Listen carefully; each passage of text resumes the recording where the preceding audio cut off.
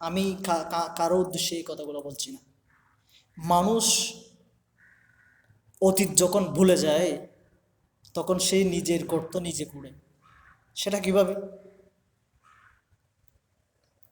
3 বছর আগে কি মনে করেছেন? 2 বছর আগে যখন 5ই আগস্টের আগে কি কোনো রাজনৈতিক দল চিন্তা করেছেন ফ্যাসিস্টদের বাংলাদেশ থেকে বিতাড়িত করতে পারবেন? কখনো চিন্তা করেছেন? এখনো তো স্বপ্নের মধ্যে আছেন আপনারা। যখন আমরা ছাত্ররা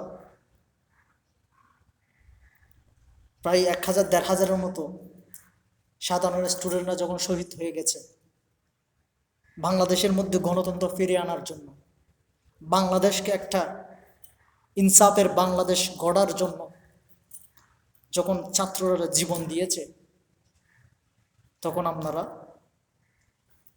আপনারা মনে করতেছেন আপনাদের পার্লামেন্টে গিয়ে মানে টাকা চুরি করার জন্য আমরা জীবন দিয়েছি? আমরা জীবন দিয়েছি সাধারণ ছাত্ররা কি সংসদের মধ্যে আপনারা গিয়ে বসে বসে খাওয়ার জন্য, নাকি আমাদের ইনসাফ আমাদের অধিকার বাস্তবায়ন করার জন্য? কি মনে করেছেন? কি মনে করেছেন আপনারা? বেইমানি করতেছেন কেন এখন? যখন জুলাই বিপ্লবের সনদ নিয়ে যখন কথা বলা হয় হ্যাঁ আর না ভোটের মধ্যে, অনেকে না ভোটের পক্ষে কেন যাচ্ছেন? এটা তো বেইমানি না? এটা গাদ্দারি না? আমাদের রক্তের বিনিময়ে তো আপনারা নির্বাচন করতেছেন, সামনে সংসদের মধ্যে যাবেন। আমাদের রক্তের বিনিময়ে আপনাদের বড় বড় নেতার কয়জন ছেলে সন্তান মারা গেছেন, কয়জন বিকলাঙ্গ হয়েছেন? কেউ তো বাসা থেকে বের হন নাই মৃত্যুর ভয়ে। আমরা সাধারণ ফ্যামিলির ছাত্ররা, সাধারণ ফ্যামিলির সন্তানরা এই বাংলাদেশের জন্য জীবন দিয়েছি। জুলাই জুলাই বিপ্লবের মধ্যে হাদির মতো সন্তানরা। বেইমানি করতেছেন কেন?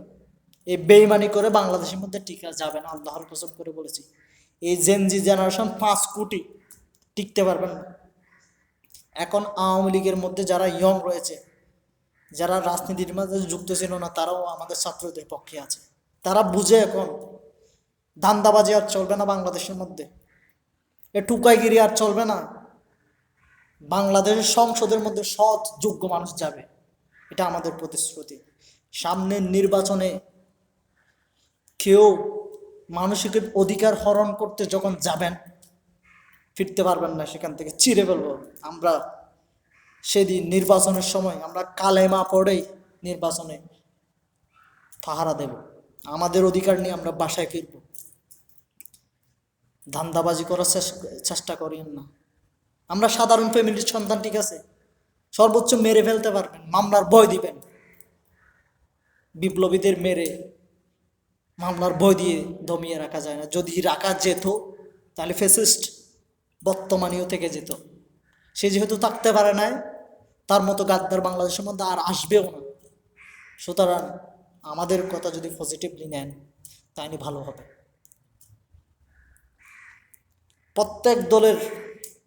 প্রত্যেক দলকে বলতে চাই আমরা, আপনাদের এখানে কোনো ধরনের ফ্যাসিস্ট দুর্নীতিগ্রস্ত মানুষদেরকে মনোনয়ন দিবেন না, ভোট দিবেন না।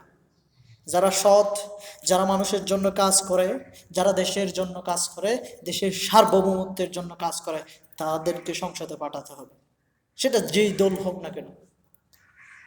এগুলো মস্কারি না, এমনি মস্কারি মনে করেন রাজনীতি? 1400 স্টুডেন্ট জীবন দিয়েছে, সোজা কথা নাকি? মস্কারি করেন। জুলাই বিপ্লব নিয়ে কেন মস্কারি করেন? এটা মহাবিপ্লব।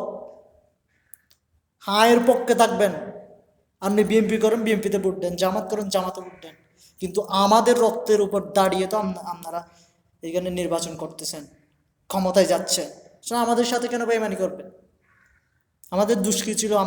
আমরা আন্দোলন করে সরকারকে বিতাড়িত করেছি, সেটা আমাদের দোষ? তাহলে তো আমরা আবার নিয়ে আসি তাকে।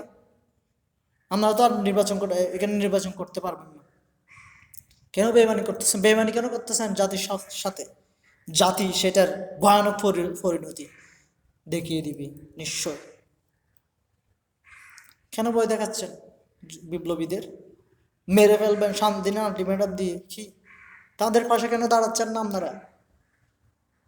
ইনশাল্লাহ Bangladesh, we will the change in the Bangladesh new generation. Bangladesh আবার ঘুরে দাঁড়াবে, এই দুর্নীতি সমস্ত খরা ঘাড় বন্ধ করে বাংলাদেশ আবার ঘুরে দাঁড়াবে, কিছু মনে করবেন না। সেটা হলো আমাদের ছাত্র জনতার কণ্ঠ, এই কণ্ঠকে রুখে দিতে পারবে না। আমরা হামলা মামলা নির্যাতন শহীদ হয়ে যাব, মেরে ফেলবে, শহীদ হয়ে যাব। আল্লাহর কাছে শহীদের মর্যাদা অনেক, এই দুনিয়া কোনো লোভে আমাদের নাই। আমরা আল্লাহকে সন্তুষ্টি করে বাংলাদেশকে একটা সুন্দর রাষ্ট্র উপহার দিতে চাই ইনশাআল্লাহ।